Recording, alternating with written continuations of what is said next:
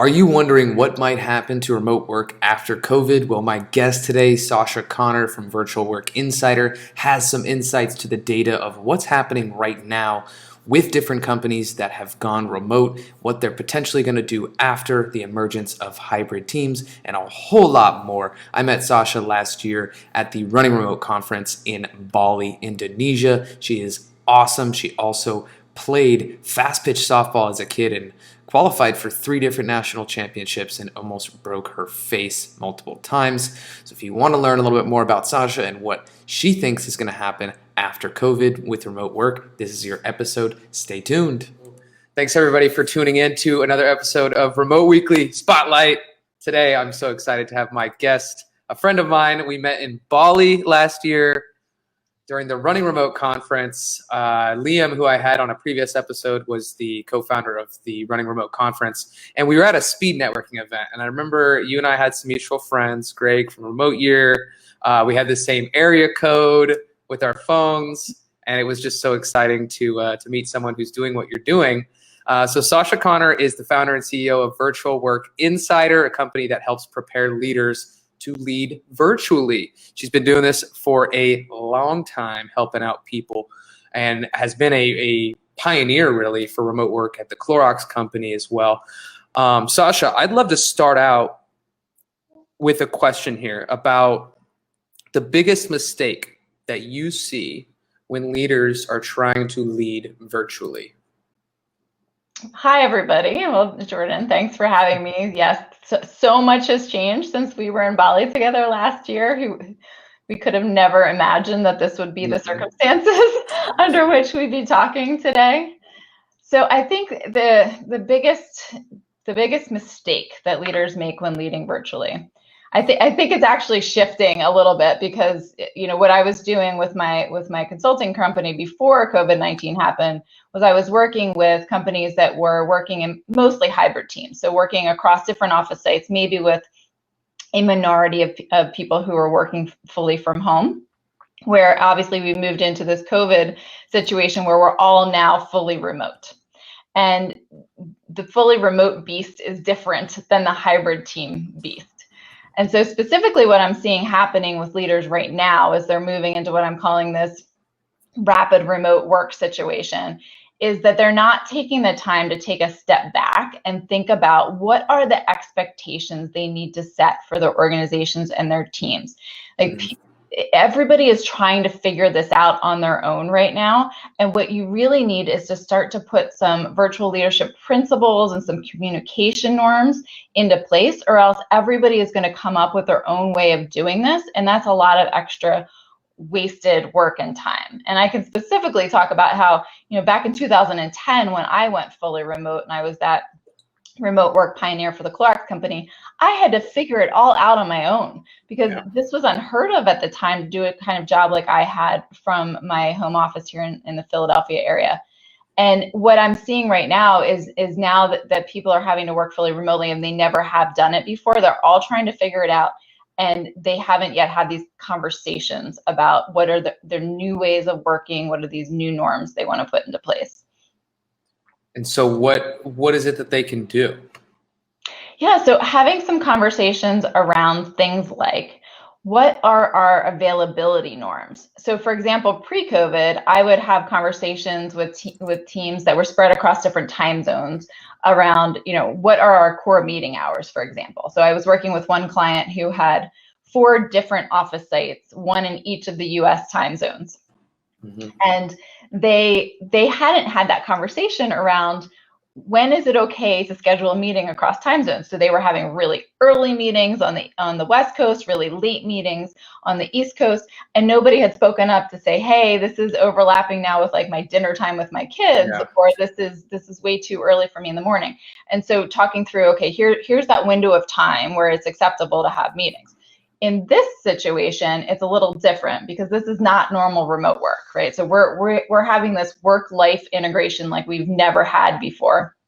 So the kind of availability norm that you have to have a conversation with is, and it's very unique, person by person, team by team, when are we available synchronously to chat?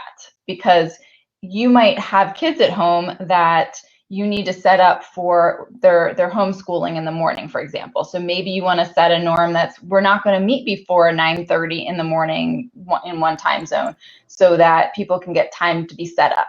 Or you might say, we're not going to meet after 2 p.m. in the afternoon, so that, again, that you have time to get your kids settled and get dinner ready and things like that.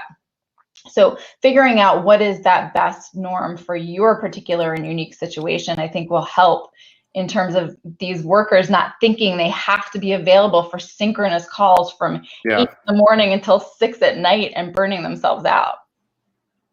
So what's the middle ground there? Because working remotely is certainly something that for a long time, it's like the flexibility and the freedom of working remotely was more of a privilege, right? And now it's moving more into a must-have. But where's the concessions that are made when you have some people who are staying up really late, coming into meetings really early, and like, how should a team look at who's making those concessions and how many there are? Yeah, I think that, again, it's going to be unique to that team to talk through what are their new ways of working now. And we know that everybody's going to have to give a little bit, right? And so making sure that the same person's not getting the short end of the stick every time, right? So maybe it's rotating the pain, if you will, throughout the team, just like you would with time zones, for example. With time zones, you wouldn't continuously have a meeting at 9 p.m. in one time zone over and over again, because that wouldn't be fair to that person. You want to spread that out and rotate the times for the rest of the team. So I think, when this was before COVID and we talked about being a remote worker before COVID, my advice would have always been, as a remote worker, you need to make this seamless for the rest of the team. Because as you said, it was seen as like a privilege, for example. And so it couldn't feel disruptive to the organization. You had to be in a quiet environment. So like, I'm in my home office right now. I've always had 2 locked doors between me and my kids. My kids always had childcare, right? Like because it was not okay for I'm busting into a conference call. Like, that was my worst nightmare, is that I'd be presenting to the senior leader at Clorox and have a kid bust in, right? Like, that couldn't happen. But like, back to, this is not normal remote work. Now we actually have to be very empathetic to each other. We have to be flexible with each other. We have to a good leader would say, it's actually okay if your kid comes into frame, or if a dog barks, or because these are not the ideal conditions at all, as it would have been, pre-COVID. And that brings up an interesting thought and question that I had, which is, how do you think that the way that everybody's being, like, so many people are being exposed to remote work in this way is impacting their perspectives and society's perspectives of what remote work is? Yeah, I'm still really interested to see where this is going to net out, because when this first started happening, I was thinking this could go a multitude of different ways, right? Because I go into companies and I help them with virtual leadership training. So I do skills training on how to work effectively and lead virtual teams. I would never tell somebody, go ahead, flip the switch, go totally remote tomorrow, without putting skills in place, processes in place, technology tools in place, policies in place, right? So this change happened without all of that structure and that backbone that you would normally do. So what we can expect to see is some dip in productivity as people were starting to figure out how to do this remotely. We could expect also to see, after a dip in productivity, a spike in productivity, because people realize they don't have the commute, for example, anymore, and they have more working hours.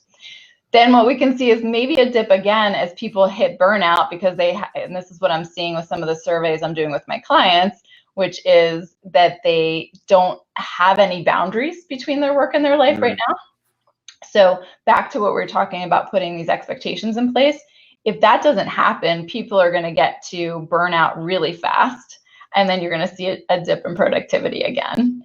And then you're going to have companies starting to look at this and say, after we did this experiment, do we think that things went well enough that we could actually let some of these people work remotely more part-time or even fully remote? Or did this go so poorly that we never want to do this again? So, I'm starting to see some data from some places like Gartner and IRI in terms of there looks like there's more of a tendency of these companies to say, actually, let's lean into what we're learning right now. Let's use this as an experiment, and let's say, how can we actually increase remote work after this? Yeah. Because there is such a huge real estate cost savings to be able to do that into the future. And so that big pot of money hanging out there in terms of real estate cost savings is something that's going to motivate them to think about extending remote work after this. So are the companies then going to have to go back and kind of relook at some of these policies? Like, how do they? Well, maybe I should ask you this.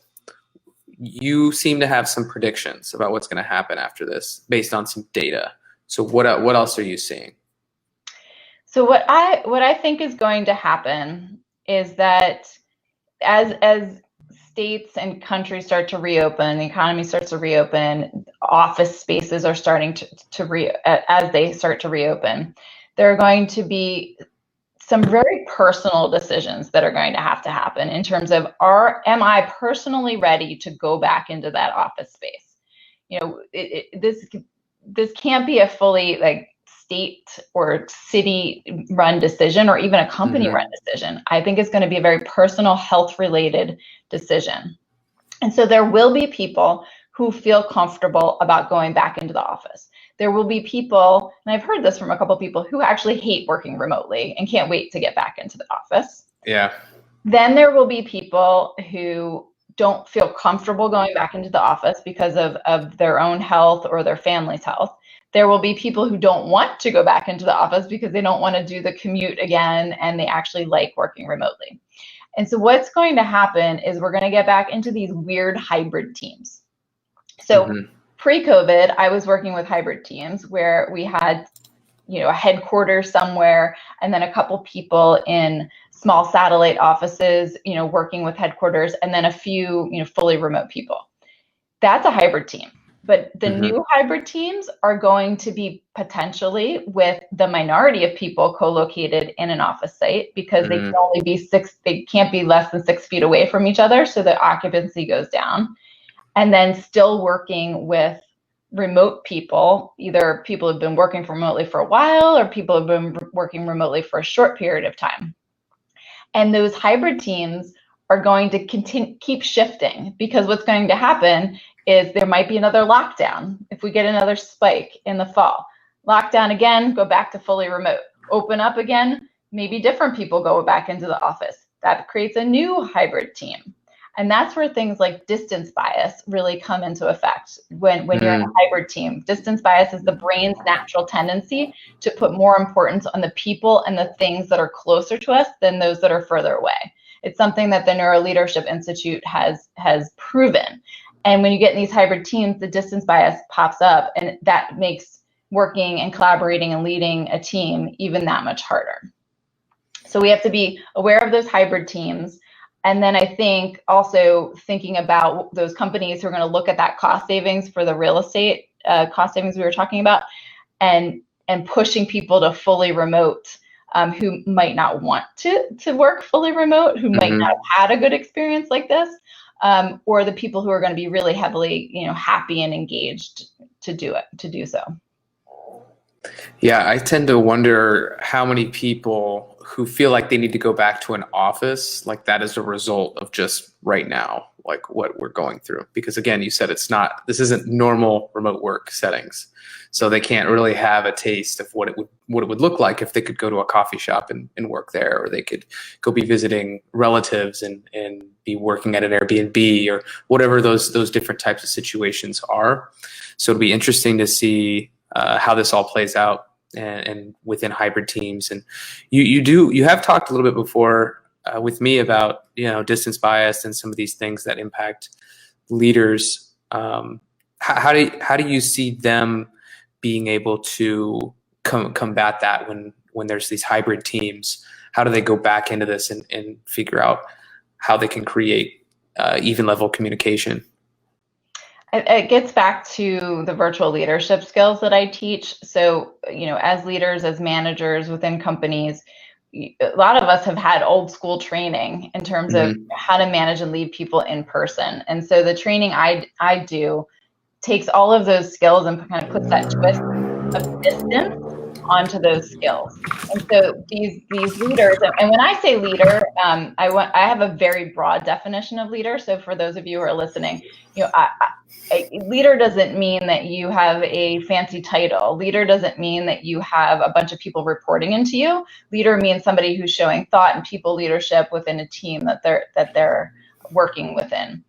And so what's important is to be aware of the distance bias, put plans in place to mitigate them. So that comes back to things like virtual leadership principles. So I always meet with leadership teams and executive teams to come up with, like, what are the principles we want to put into place? So for example, making sure that distance bias doesn't come into play when we are promoting people, when we're giving people project work, because often what happens is those very senior leaders in an organization usually are located in a building somewhere, and distance bias pops up because they see people around them, and a new project pops up, and they're like, "Oh, I'm gonna assign that to Sue because I just saw her," right? Versus thinking about, "Oh, maybe Mary or Joe could do a good job of this, but they're in a different satellite office and hadn't been top of mind." So, from a senior leadership perspective, like being aware of how that distance bias can play into their career planning and pathing for people, for example. And then another, like for anybody who's listening, a huge thing that we need to think about, both now as we're doing totally virtual teams, but also moving into hybrid teams, is leading effective virtual meetings. So this is a hot button item right now. The companies I'm working with, I'm hearing that like meetings are going through the roof because the things that people would normally have done just passing by each other's offices has now led into like nonstop meetings. And you've probably seen the articles about like Zoom fatigue, 9 to 5 video calls. So first I'll say, understand whether or not you even have to have the meeting. Like, as a facilitator of meeting, ask the question, do I even need to have the meeting? Yeah. Right now, we don't have time for inefficient, ineffective meetings. Thinking about, things like what's the smallest group of the right people to get together if you need to have synchronous discussions. But back to what your point about the hybrid teams, hybrid virtual meetings are actually the hardest, because then you have a group of people that are co-located somewhere who can have side conversations, who can forget to have an inclusive meeting with the people who are not there with them. And it's actually a skill as a facilitator to make sure that it feels like a very inclusive and collaborative meeting. Yeah, that was so last week I was with Spencer Waldron of Prezi, and he's the head of remote there. And this was like the biggest topic of on top of his mind was how do I help create better meetings virtually? So that was something that was really big for him. So we have a lot of hybrid teams that are going to be born out of this, and you have people that are going to have those hybrid team meetings, and you have some of these people who are going to be like afraid to go into the office. It's going to be kind of madness. Like, how are you seeing maybe your shift in how you're speaking? Like, you probably are speaking to people in a different way, like out of order maybe to how you'd normally. So like, how have you had to adjust personally in your business? Absolutely. I went on like a work bender for like the first 2 weeks that this all happened. Because I had to shift everything that I was doing, because before COVID, I had very kind of structured virtual leadership training series where it was like, start with this workshop, and then we did the next skill, and every 2 weeks we did a new skill. And then it was very focused on hybrid teams. And then overnight, it had to be focused on helping fully remote teams and giving you like just the information you needed to like get by for like this week, versus being a little bit more strategic in it. Although, I have some clients, like, so for example, Beam Suntory, which is the parent company of Jim Beam here in the US. I had just finished a month-long training program with their entire R&D organization. And then this happened. I was like, you guys must be feeling super smart right now in terms of like, you're like super ready for this. Whereas no other group within, the company had even done any of this training. But now I'm focusing on how I pivoted was allowing for companies to pick a workshop, for example, like not having to do the whole training series right out the get-go, and talking with them about, okay, do you need me to do an assessment? So some of them have asked me to do like a really quick survey of their organization to figure out who's thriving, who's just getting by, and who's really struggling, not at a personal level, but more like in terms of like what percentage of people are falling into those buckets, and then helping to develop some of these rapid remote leadership principles and skills, and doing some very specific workshops with them. So that's how I've had to adjust. Yeah. And I'm wondering, based on the data that you've gotten back and some of those trainings that you've had to adjust, if you were to pick one thing that has disproportionately provided help for people that they've adjusted or they've done differently or they've implemented, what would that be? I think it's the biggest impact has been where I've had an organization be willing to take the time to actually put some principles and norms into place that they would communicate to the whole of the organization or all of the teams. So back to what we talked about earlier, which is, saying we're going to only meet between 9 a.m. and 2 p.m. so that people have flexibility elsewhere. We're going to be a video first culture, and everybody is expected to be on video, but it's okay for kids or dogs or pets or whatever to be in frame. To talk about culture building, like to actually put into place some people whose responsibility it is to protect their team culture during this time. As we know, being able to grow and to nurture a team or company culture, it's different when you are used to bumping into each other at the water cooler. Yeah. And go fully remotely. So I think the biggest impact is when a company can take a step back and actually put some of those foundations into place. Yeah. So it's almost like this balance. It's like, you are in this crazy spot where things need to change fast and you have to keep the ship going. But that doesn't mean that you can't create some of these principles along the way. There's a very interesting parallel between you and me when our business is in that way, because when I'm working with people that are seeking remote jobs and they're in this situation where maybe they got laid off or maybe they're in a desperate way for a remote position because times are tough. What I tell them is like, hey, that desperation and like that, the way that you're showing up is going to impact the search. So if the output and the end result is to land a remote job, and we'll first and foremost start getting some responses from some companies, but to get a remote job, like you have to put some of that aside, like that mentality of I need to rush everything, I need to get this done, because that ultimately takes you further away from the goal in the long run, right? So I kind of see a parallel there. Absolutely. I think what you're getting to too is like moving from like tactical fire drills to like strategic thinking. Yeah. And that's what the tendency is to whenever there's like a huge change like this, is to go into kind of tactical fire drill mode. And what I was seeing originally when this was happening, when I think a lot of people were in denial that this was actually going to be as long as it was. So I was seeing people saying, it'll just be 2 weeks. We'll be back in the office in 2 weeks. And if you start thinking on a 2 week at a time basis, the activities that you take, the strategic planning that you take is different. Yeah. You assume this is going to be a longer term thing. Yeah, that is super different. So how do you change your mindset in that way? If you're so embedded in thinking about this in a certain way, is there anything that you teach them about the mindset? Yeah, so I've had a lot of conversations around the mindset piece in terms of, your people. Like, as I talk to very senior leaders, your people need you to be thinking more strategically, need you to be thinking more long term, so you're not just band-aiding things over time. One of the key mindset areas that I've been talking to them about is moving from a delay mindset into a transition mindset.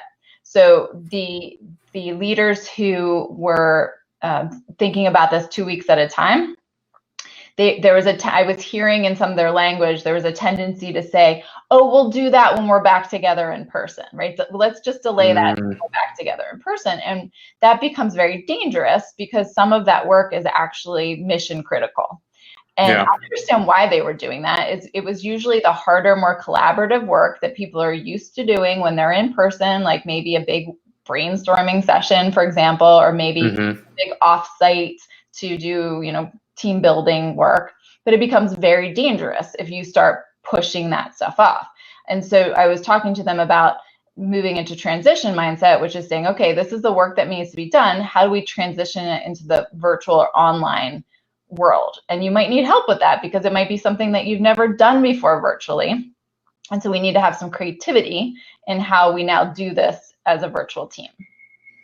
Yeah, that's interesting. And I have to do that for myself in this time. I'm sure you've had to too, because you get so busy being in the remote space. In this time, you're being hounded by people who want to understand what you do and understand different ways that they can work with you, which is a great thing. Like, that's a blessing that my work has been impacted positively, and I don't take that for granted at all. But I also have to do the same thing. I can't think in a week or two at a time. I have to still step back and do some of that strategic planning. Maybe you want to speak to how you've done that for yourself, like, because I know that you've changed a lot of your training and methodology, but like, how is that going to impact like your long-term vision? I think for me, it was hard to do it at first. Like I said, I went on that like 2 week bender where it was all like very like, short term. And I think only within the past couple of weeks have I started to be able to kind of like pick my head up and say, where is this heading right now? And like a lot of what we just talked about in terms of like, what is the fall going to look like? Like that was like the next long-term vision for me is like, all right, what is the fall going to look like for companies? And that's why this hybrid team concept that we just talked about, was coming to mind for me as I was trying to think about, what do people need right now? What are they going to need in the fall as they create these newly hybrid teams as well? And then what are they going to need come 2021, especially with the organizations that decide for, again, real estate cost savings reasons that they want to, they have leases coming up and they want to flip the switch and say, we're not, renewing that lease. How am I going to help those companies that need to make that transition? So it's kind of this, like, I've been thinking about it in terms of like immediate, short-term fall, and then long-term 2021 and beyond. Realistically, how many companies are going back to the office? You mean like period, or you mean like in the fall trying to reopen? I'm going to let you interpret that question however you want to. So I think any company that has an office site that still has a lease or owns their own building, as soon as they get the green light from their state or their county, they will start thinking about reopening in some capacity. And it will depend on the type of industry. So many of the clients I have, they manufacture physical products. So I work with a company called Sovos Brands. They make Noosa yogurt. They make Rayo's pasta sauce. They have R&D people who right now are like having to, to do some of the formulation at home, but they need labs, right? So you're going to have to think through, they're going to think through who are the people that must go back into the office first, like that their work requires some sort of physical equipment or something to go into the office first. And then they'll have to think about, who are the other people after that will come back. But I've been seeing lots of articles around how just, companies who lease office space, companies who help with office furniture and equipment are starting to think about, what does office life look like? Does it mean plexiglass shields? Does it mean that there's arrows on the floor, meaning you can only walk one way, Yeah. around. I've seen that in a bunch of stores. Like there's X's and you can only stand a certain, yeah. Right. So I think those who are stuck with their leases, there's going to be a tendency to like want to make an ROI out of the building, right or wrong, but out of the buildings that they have. Those who have a lease that is coming due, I think are probably taking a very serious look at whether or not they want to renew or not. There was a Gartner study that they did with 300 and some CFOs, and it showed that they said 74% of these CFOs will move at least 5% of their previous on-site workforce permanently remote. So it said 17% of them said that they would move 20% of their previously office-based remote. So even that 17% of taking 20%, lots of percentages here, 7% taking 20% to fully remote, that's even a big number. Yeah. And the other quote or number I like to quote is Kate Lister from Workplace Analytics, who does a lot of this, a lot of studies in these areas, and she's thinking that by the end of 2021, 25 to 30% of the workforce will be working from home multiple days a week. It's amazing. I love it personally. I think it's great. And it opens up so many opportunities for people. And I did see that Gartner study. It's something that I've referenced as well. It's very encouraging to see that, and exciting nonetheless once all this stuff is over to see where all these companies go. So we've gone through quite a bit of stuff. On a personal level, do you remember the first time that you worked remotely? Oh yeah, I mean, I was that I truly started working remotely was one day a week when I came back from maternity leave from having my daughter. So this was back in 2009 into 2010. And I was working in San Francisco. So I was working for the Clorox Company, and I was working out of my apartment one day a week remotely. And then it was shortly after that that I asked to move to the Philadelphia area, so 3,000 miles away from headquarters, to see if I could do my job here fully remotely. And so that was almost 10 years ago.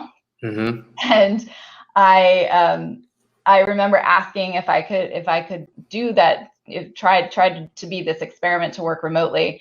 And it was unheard of at the time. Consumer packaged goods. It was unheard of at the time within Clorox to do that. And luckily they allowed me to do that, but it came with some caveats, which were I would never get promoted because director level and above jobs had to be in the Bay Area.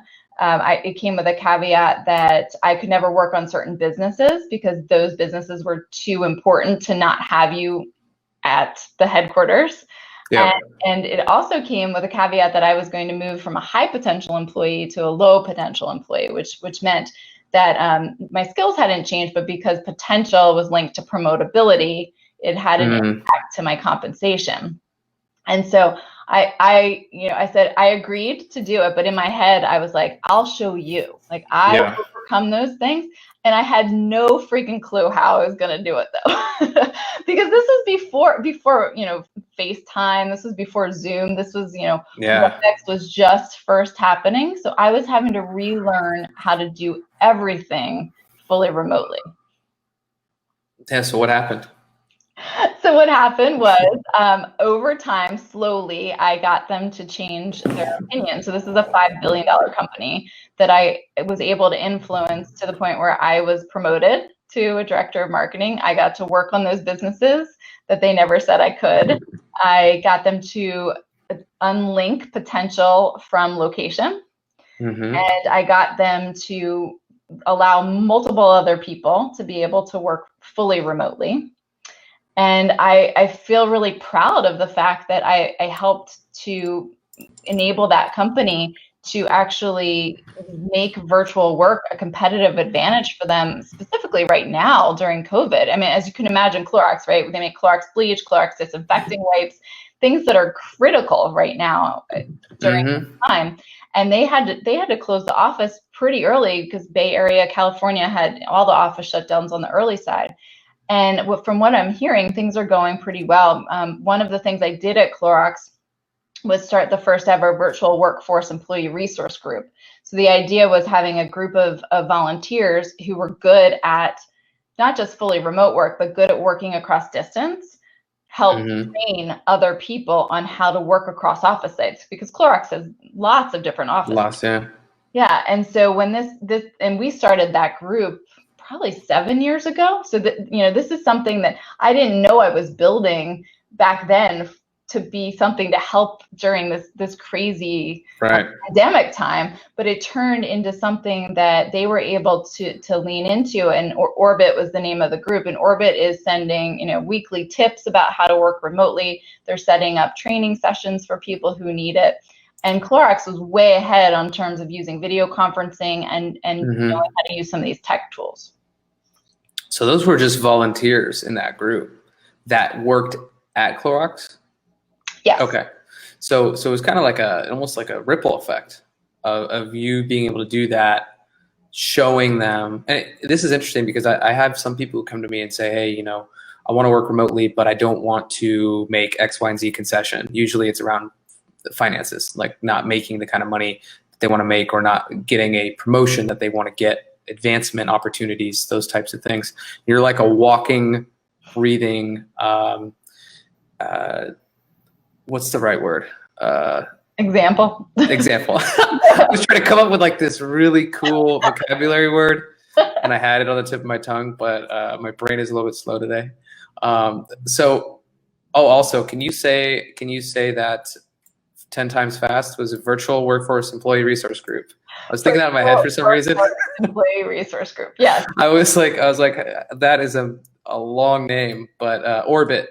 Right? Orbit. Is it better? Okay. Orbit, much easier. Okay. So that's at 750 members now. I think it's grown since then. That was when I was at Clorox about 18 months ago. Okay. So yeah, definitely. That's so cool. Well, I know we're at about 40 minutes here, so let's wrap up with the fun stuff that everybody wants to know, which is your softball career. So I played baseball for about 13 years.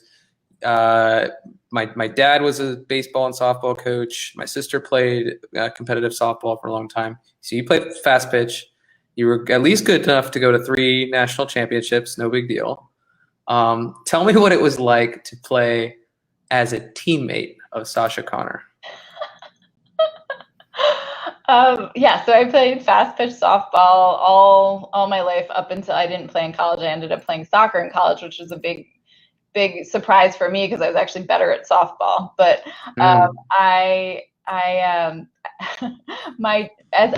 a oldest child, my parents were they pushed me a lot to excel and achieve. So there was lots of backyard practicing with especially my dad over the many years to get me to a place where we got to 3 national championships, and not, we didn't win any games, I think, in this one, because I was from Pennsylvania. Yeah.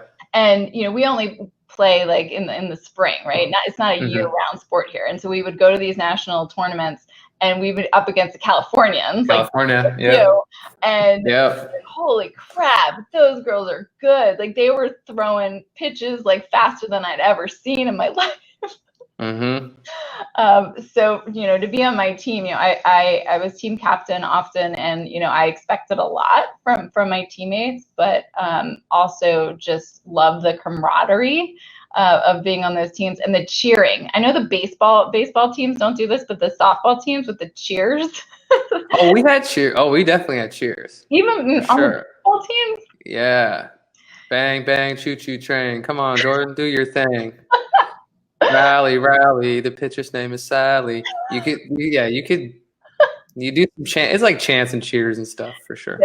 Yeah, it was part of the fun. Now that my daughter is playing softball, well, obviously not this spring, she won't be playing softball, but it's fun to kind of reminisce on some of that through her now. Yeah, and you said you had a picture that was dug up, so I think you have to show that, I think, at some level here. Give my mom an opportunity to go through some old photos to find one of me in my softball gear. Can you see that? Let me add it to, there it is. There's me. Wow. So you were first base. I was. You can tell from the glove, right? Yeah, I played first too. Well, I played everywhere, but yeah. Yeah, so that was my first baseman's mitt, which I have still, which I've been using out in the backyard with the kids when we've been practicing right now. And you can see that my shirt says Nightmare on it, because my team was called Nightmare, because the parents of the team liked this name because they could say their child was a nightmare. My daughter is a nightmare. And get away with it. Away with it, yeah. We do have a question here, just one before you go. What's the best way for companies that adopted emergency remote culture can do to sustain and create a healthier work culture more focused on productivity than presence? So I think distilling this down, it's companies that are emergency situation, how do we sustain a healthy work culture that's remote? Yeah, and I think part of the question too is around the productivity piece. And you've got some managers who are used to managing by line of sight. If I see you, that means you're working. Now I can't see you, are you working? and so I think it is important, and all companies and teams should have had this before, but if not, it's even more important right now to have set goals, set objectives, set KPIs with your team, so that you know what you're trying to achieve and what standard you're going to be held against when it comes to performance review time. Yeah. So I think to get to healthy is to have some of those conversations around it's always back to expectations. What do you expect of me as a member of this team? What am I trying to achieve? How am I tracking against whatever that goal is? That there are no surprises. And also it will help with avoiding some of the micromanagement that you might be seeing in terms of, again, those bosses that were used to managing through line of sight now can't see you. And so you might be getting peppered with questions of like, where is this? Where are you on that? How are things going, right? So getting back to what the KPIs, objectives are, and getting to a flow of communication, saying, how often are we going to talk, and how to make sure that I'm managing up, right? Managing the flow of information up without having to be, asked for information. The best thing you can do with your boss is to keep them apprised of things before they even have to ask. Yeah, and I would even think as a remote worker in this time, it's very crucial that you use your, like you said, upward, what would you call it? Upward managing up as a time to be a leader, right? Because leadership, again, doesn't know any bounds. You can be a leader without a title, but if you're a leader as a remote worker and helping your managers and the upline management create communication that works for you, it might work for someone else. So the more you can over communicate during that time and help them come up with those outputs and the KPIs, this is a huge opportunity. I don't think people realize, a huge opportunity to create advancement potential for after this for you. Because if you show up as someone who adapts really well to this, you open up so many different opportunities for yourself down the line. Yeah, one of the skills that I do a specific workshop on is influencing across distance. And this is important, whether you're fully remote, whether it was pre-COVID and you were having to influence across office sites or wherever we're going to go in hybrid teams. It is, after setting these expectations that we talked about, that is the next most important skill, is how do you stay top of mind, lead people's thinking, and influence them when you can't bump into them at the water cooler. And it takes a very deliberate and strategic approach to doing it. And in the workshop, I have people create their actual own personal virtual influence plan, that so they can start to figure out how do they do this to do exactly what you're saying, is to make sure that they continue to be seen as a leader, and it helps them on their career trajectory. Yeah, absolutely. Well, Sacha, it's been a pleasure. We're at about 45 minutes, so any last words from you on all these lovely people who've gotten to listen to you speak today? Well, thanks for coming today, and just be, patient with each other, be flexible with each other. Just remember, again, this is not normal remote work. So you need to be able to check in with your people to make sure that they're okay. You need to be able to speak up about how you're feeling and how you're handling all of this. We really need to start with kind of people first and then productivity right now because of all the stressors, not just from a work perspective, but also from a personal life perspective. I think that's fantastic. It was weird for me because being down here in Mexico, we got hit with this really late. So I had been still like very productivity mode, and then all of a sudden, like a few days ago was the first time I was like running down the street and they told me like go home. And I was like, all right, I'm not going to argue with the Mexican police. It's just not going to turn out well for me. So I think I'm now just really starting to get like, oh my God, like I'm actually not okay. Like I'm okay, but I'm not like where I'm usually at. So I think that's a really good point. And again, appreciate you and your time today. It is so valuable. So thank you so much, Sacha. I appreciate you. Great to see you. Bye, everybody.